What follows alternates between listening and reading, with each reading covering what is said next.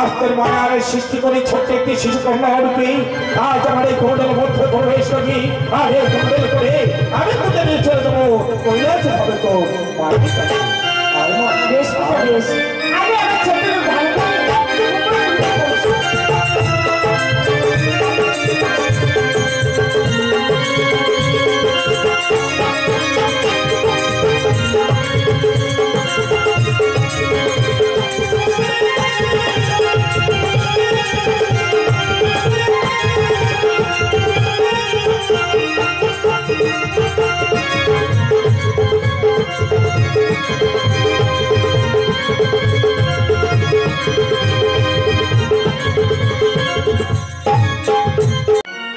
তুমি এসেছো?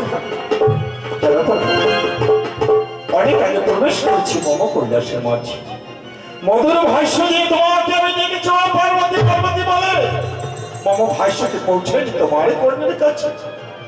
ওরে বাবা, ওমা ওই নাকি মধুর ভাষ্য। সর্বনাশ, শুনেছি এবার শুনেছি, কিন্তু বলে না এসেছে ভালোই হয়েছে, কিন্তু তোমাকে তো বিচলিত কেন মনে হচ্ছে? আরে 3 দিবস তুমি কোথায় ছিলে?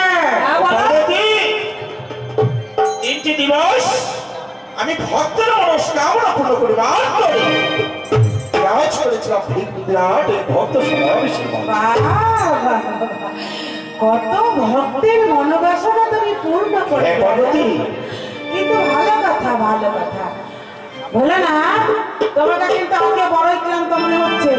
তুমি গঙ্গা স্নান সেরে আসো, আমি তোমার আহারাদির ব্যবস্থা করছি। হ্যাঁ পার্বতী, আজ আমি বড়ই ক্লান্ত পার্বতী, তাই এবার তোমার কথা মতো আমি চলে যাবো গঙ্গা স্নান করতে। যাও। কিন্তু পার্বতী, বলো। আমার হাতের এই কমণ্ডলটা আমি রেখে যাবো তোমাদের পুজোর মন্দিরের সম্মুখে। আচ্ছা। পার্বতী, গঙ্গা বলো। আমি গঙ্গা স্নান ছেড়ে না আসা পর্যন্ত আমার এই কমণ্ডলে তোমরা কেউ হাত দেবে না। দেবো না। আর গঙ্গা স্নান সেরেছি, আচ্ছা। আজ এই কৈলাসের মাঝে আমি একটি মধুর দৃশ্য তোমাদের দর্শন করাবো। তাই বুঝি?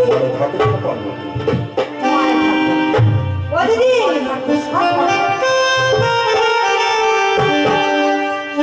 ছাতা। একবারটা কি হলো? কি হলো? প্রতিদিনই ভোলানাথ ওই কুমণ্ডলে এনে আমার হাতে দেয়। আজকে ওখানে রেখে গেল, বললো স্পর্শ করবে না, কিন্তু ছোট বলে দিদি ওই কুমণ্ডল থেকে যে রহস্যের গন্ধ বেরোচ্ছে, আমি শুনতে পাচ্ছি, আমি যে দেখেই ছাড়বো ওই কুমণ্ডলের ভেতরে। ও দিদি শোনো, ওই কুমণ্ডল যখন ওখানেই ঠিয়েছে, তুমি একটা ভেবে ভেবে কিছু একটা করো যেন কুমণ্ডল থেকে কিছু হয়। গঙ্গা স্নান করে আসবে, তারপরে আমাকে দেখাবে। অত ধৈর্য আমার নেই, আমি দেখে ছাড়বো।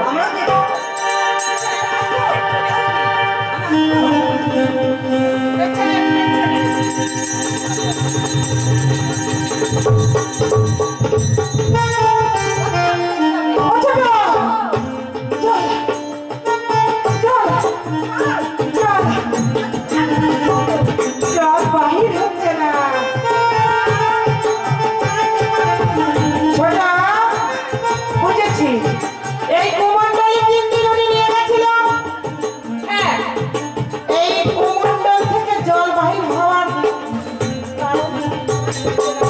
ছোটা, ওই ফুল বেলপাতা পচে মনে হয় ছেদ্র বন্ধ হয়ে গেছে। তুই শীঘ্র করে তার বেল কাটা নিয়ে আমি খুঁচিয়ে জল বের করে নেব। জল বেরোবে না, আমার নাম দেবী দুর্গা। জল আমি বের করে এই নাও।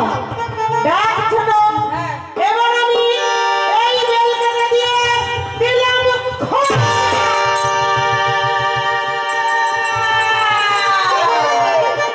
বাবা গো, আমাকে কি দিয়ে খোঁচা বলে বাবু?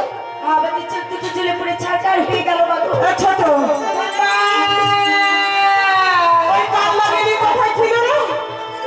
সেটা কথা দিয়ে বেরোলো। আমি বুঝেছি, এতটুকু কুমণ্ডলের ভেতরে অত বড় কাল নাগিনি। হ্যাঁ, ছোট দিদি, ও মায়াবী, ওই মায়াবী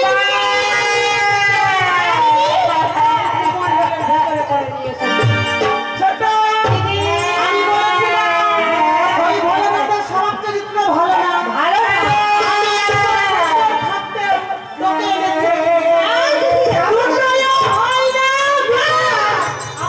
নিয়ে যাচ্ছে না হে কথা বলে দে মাগো, হে কথা শোনাও যে পা, আমি যে তোমার নিজ কন্যা মাগো, ভোলানাথ আমার পিতা, আর তুমি আমার মাতা।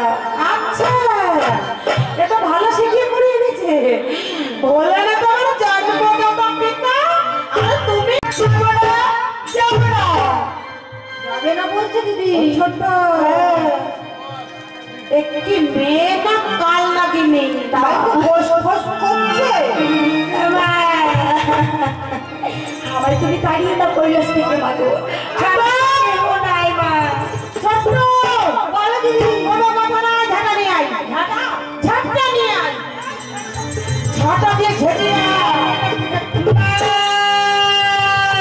কোনো মাই কাজ হবে না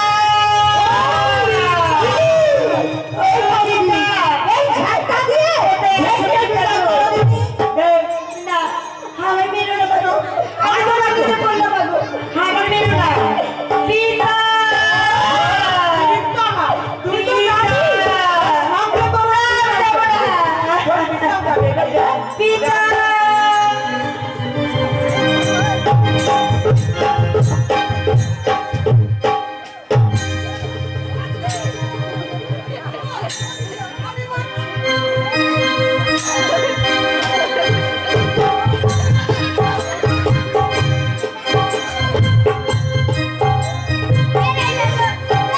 বলে যাবো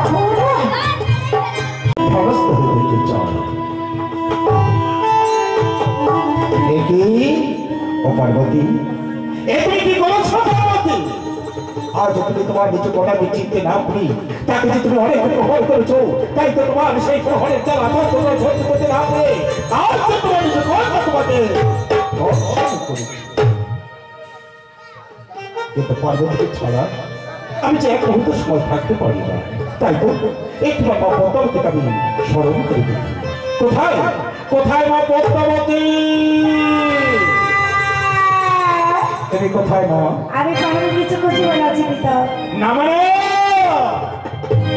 তোমার স্থান ওই পাহাড়ের নিচে করছে বলে নয় মা, আমি তো তোমাকে পাতাল থেকে তুলে দিয়েছি যা এই কৈলাসে তুমি যে এখানে থাকো না কেন তুমি অত সত্য আমার সাথে চলে এসো মা। আমি এখনো আসছি, এখন আসছি পিতা। আর কি জ্বালা, কি যন্ত্রণা, আমি যে দুই চোখে কিছুই দেখতে পাচ্ছি না পিতা। আমি কেমন করে আসবো? চলে